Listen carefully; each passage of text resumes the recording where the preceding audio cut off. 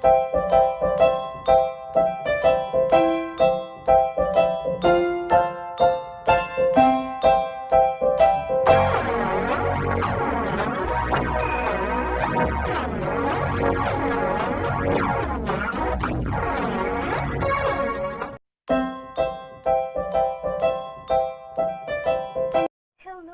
my dear senior high school learners. How have you been? Are you feeling great? Good, because I'm feeling great too. Don't worry, because today I will be in charge of your another wonderful learning experience. I am your teacher, Mona Lisa P. Panondongan, and I will be teaching you only here at LDN TV, your educational TV channel in Lanao del Norte. Before anything else, please read the teacher's reminders flash on your screen. For today's lesson in oral and communication in context, you are going to identify the different types of speech context. But before anything else, before going deeper into our lesson, please be reminded of these guide questions. First guide question, what is a speech context? Second guide question, what are the different types of speech context? Third one, differentiate intrapersonal speech context from interpersonal speech context. And then the fourth one, give examples of each type of speech context. Why are these questions important? These guide questions? Well, from its word guide, it will guide you through the discussion of our lesson. So what are you waiting for? Come on, let's travel the world of speech context. As I've mentioned earlier in this video, we're going to discuss about speech context. But before anything else, well. Anybody from this class has an idea of what is a speech context? Okay, so I'm just kidding. You're not in the real class, so I will not be able to call your name one by one. But anyway, today, just give me 3 words to describe speech context. I know you have so many ideas about speech context. Okay, the first one is setting. Amazing! How did you get it right? Okay, when we say setting, that's very good. It refers to time, or maybe it's a place. For example of time, it's 9 a.m. in the morning. They are having their communication between mother and father. How about place? Okay, place. Okay, inside the kitchen or in the corridor of the classroom. Okay, so speech context refers to the setting where the communication takes place. It could be a time or a place, but it refers to both speech context. Now let's go to another definition of speech context, which is, can you guess? Yes, I hear you. What is that? Okay, very good. It's understanding. Understanding? Yes, of course. The second one is understanding. Now, why do we consider understanding as part of the definition of speech context? So, understanding is between the communicators on the topic of the communication. Because if a sender of the message communicated to the receiver of the message, and then the receiver of the message cannot decode or cannot understand the message or the information relayed to him by the sender, then there is communication breakdown, right? So communication cannot take place. So understanding between the sender and the receiver is speech context. Very good. So the last word to define or to describe speech context is, I can hear you. Raise your hand, left hand or right foot. Okay, so I miss those things. I miss those things when we are inside the classroom. But anyways, the last one is, can you read? Situation. So, context in speech is the situation that brings people to a conversation or a speaking event. So it's a situation. If we have a situation wherein individuals must communicate, then that is speech context. Okay, for example, you went to a party and then you saw your crush. Okay, you saw your enemy. Of course, you will not communicate, but you have your non-verbal communication, right? Okay, the staring and the glaring and the pouting of the lips, that is still considered communication, right?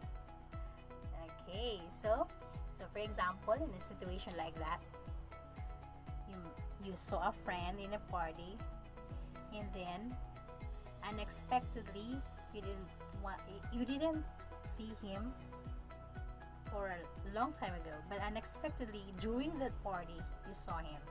So of course you're going to communicate, right? So that is situation. Speech context is bringing you a situation in which you're going to communicate with others. So it requires you to communicate. So that is a situation. So those things are all describing speech context. So let's recap. Speech context is about, or it refers to, setting. Okay, very good. Setting. And then the second one is understanding. And then the third one is situation. Now, do you have a clear grasp already of what is a speech context? Okay, very good.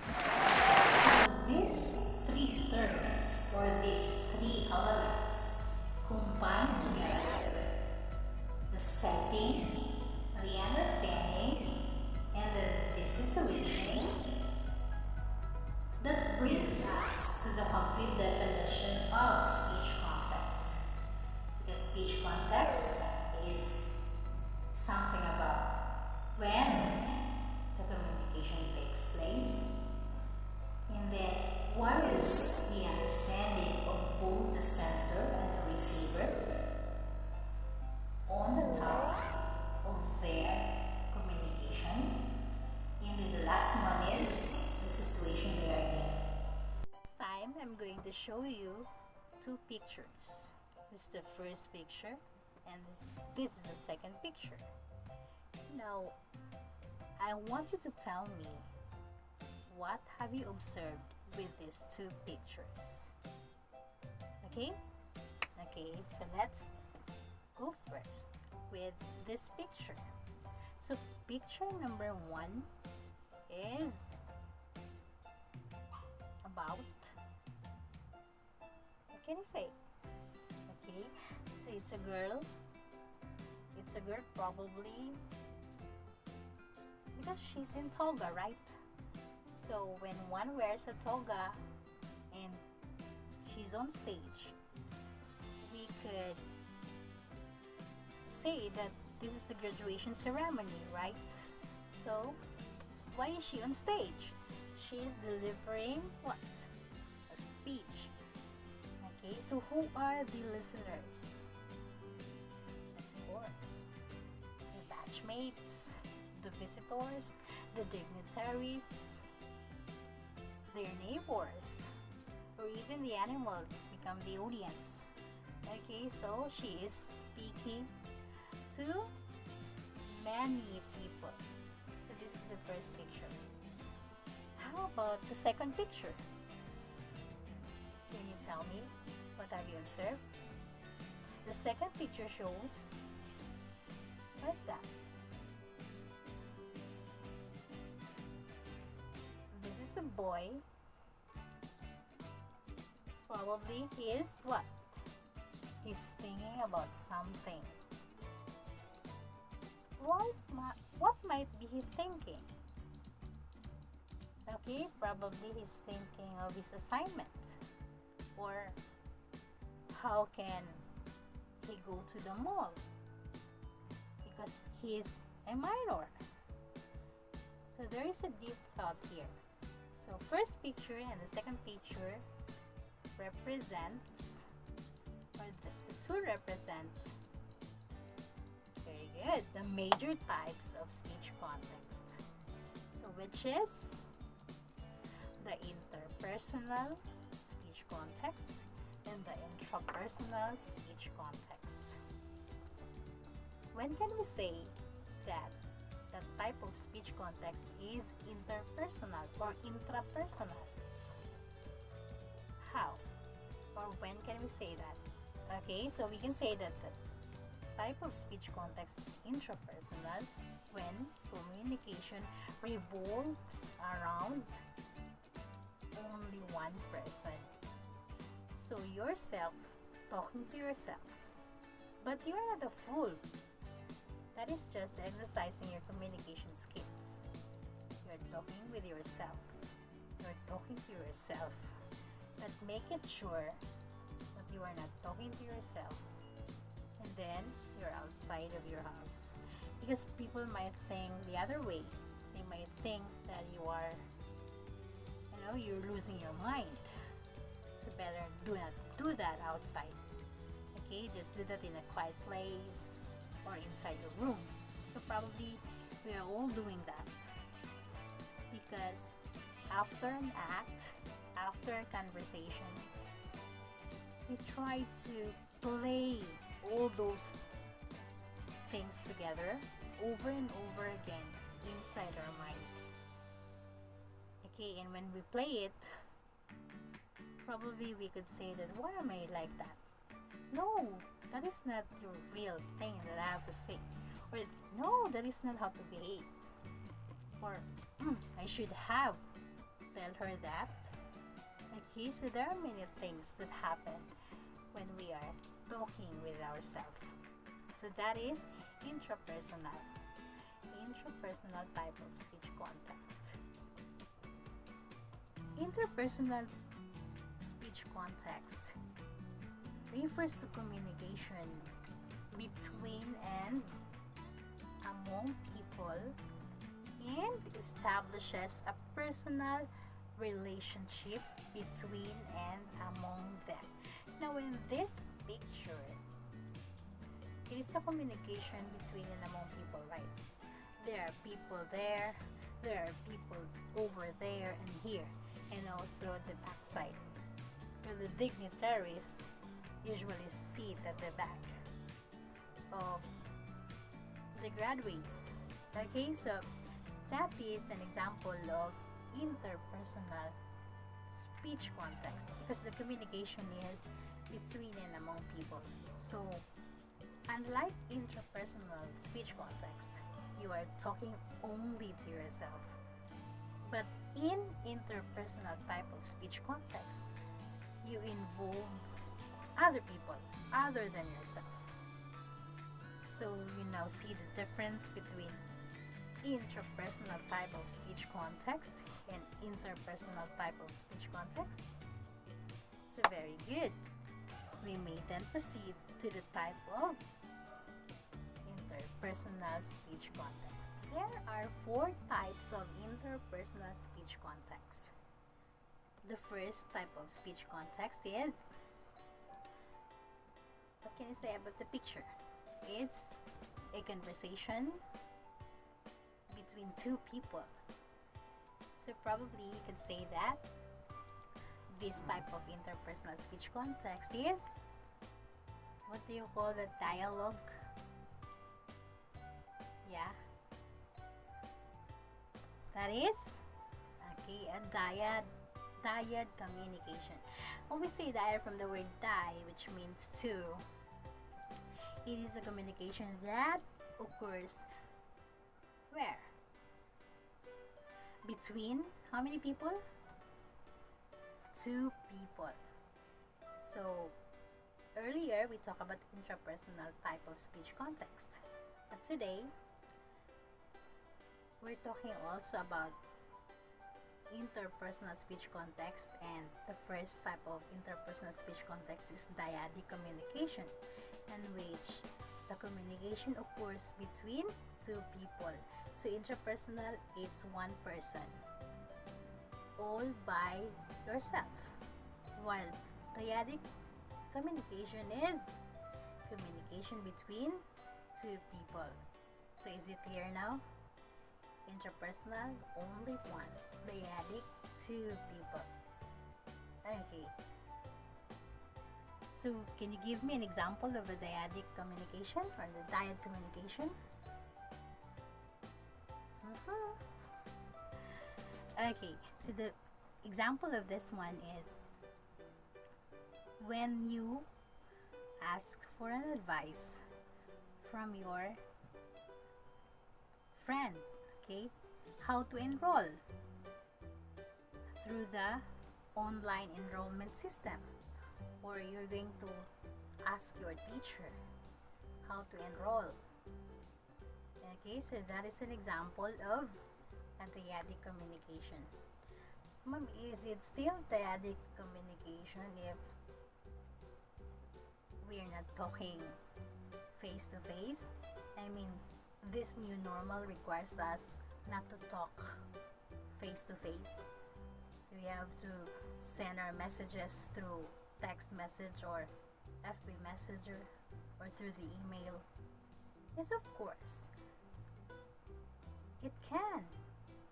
Okay, because channels of communication, if you still remember the elements of communication, channels of communication comes in many forms or come in many forms. It could be through any channel as long as the communication will take place.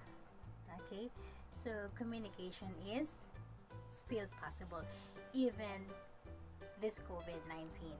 Okay, so moving on. The next picture. Okay, what can you say about the next picture? Okay, so the people who are communicating there are, how many are they? Okay, there are many. We cannot count. Maybe we can count. Okay, so this is, you're always doing this in your classroom before. Group activities, brainstorming, something like that. Okay, so this refers to communication that involves at least what? Okay, more than 2. And when we say more than 2, to quantify it, what is more than 2? Now, of course, I thought you will say more than 2 is 1. Okay, so 3 or more. Now, to quantify this, how many people are communicating in this type of speech context? Okay, so we are talking about small group interpersonal speech context. So a small group interpersonal speech context is referring to communication that involves at least 3, to quantify it, 3 to 12 people. So beyond 12, what? What's beyond 12? Okay, I Then you're gonna say 11. Beyond 12 is 13 and up. So 13 and up is not already small group interpersonal speech context, right?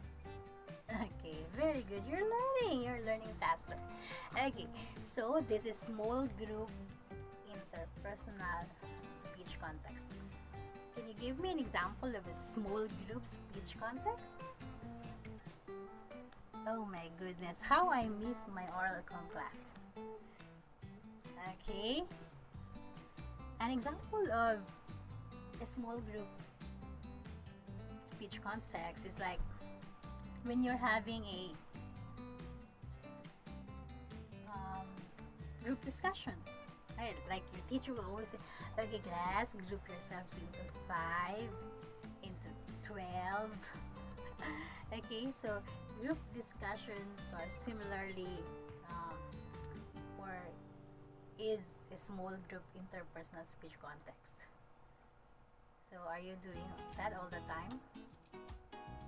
Maybe you cannot have this example anymore inside the classroom. The setting is inside the classroom because we are not going to have face-to-face interaction. But look around you, maybe in your neighborhood. Okay, you can find their small group interpersonal speech context. Public interpersonal speech context refers to communication that requires you to deliver or send the message before or in front of a group of people. And often the message can be driven by informational or persuasive purposes.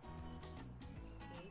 So in public communication, unlike in interpersonal, in small group discussions or speech context, the channels are more exaggerated. The voice is louder and the gestures are more expansive or is more expressive because the audience is bigger. So you have this bigger audience in public interpersonal speech context. Okay, so the speaker might use additional visual channels such as slides or a PowerPoint presentation. Okay, so that is what? Public interpersonal speech context. And sometimes it's the most, I think, the most threatening part of being a student when you have the public speaking class. When you go to college and you have this public speaking subject, and you will remember me, or you will have this, butterfly in your stomach. You're always feeling sick, even though you're not sick. And it's time for you to have that public speaking. So, of course, public interpersonal speech context is addressing the public or is communicating the public around 13 or more, right? So it requires you to deliver or send the message before or in front of a bigger audience, bigger than the audience that we can find in what? The small group type of speech context. So an example of a public interpersonal speech context is our example earlier when you deliver a graduation speech to your batch. Oops! Okay, so the last type of speech context, interpersonal speech context is, look at this picture. Okay, it's mass communication. So, what is the difference between public and mass communication? Aside from the spelling, of course. Okay, so mass communication refers to communication that takes place through the different forms of mass media. Okay, so example of media is television. Okay, we have radio, newspapers, magazines, books, billboards, internet, and other types of media. So do you consider this one as mass communication? Yes, of course. It's because it takes place through a video, a gadget. Okay, so this type of communication is specifically or is exactly an example of mass communication. And now we are done with the different types of interpersonal speech contexts. Congratulations for bearing with me. And thank you for being with me for the whole time. Okay, so for the recap, let's have the two major types of speech context. We have the interpersonal speech context and interpersonal speech context. So how many types of interpersonal speech context do we have? We have 4. Very good. So we have the tired communication. The next one is small group communication. The third one is so public communication, and then the last one is mass communication. Very good. So that's it for today's lesson in oral and communication in context. Now I am sure that you are ready to answer my few questions regarding our topic for this lesson. Please send your answers to my FB Messenger or through text message or via email. I'm waiting for you there. So the questions are found in your module and also found below the screen. It has been another great day of learning experience, my dear learners. Thank you for sharing your time with us. Let us always remember that nothing can stop us from learning, not even COVID-19. Watch out for more wonderful learning video lessons only here at LDN TV, where safety education is our top priority.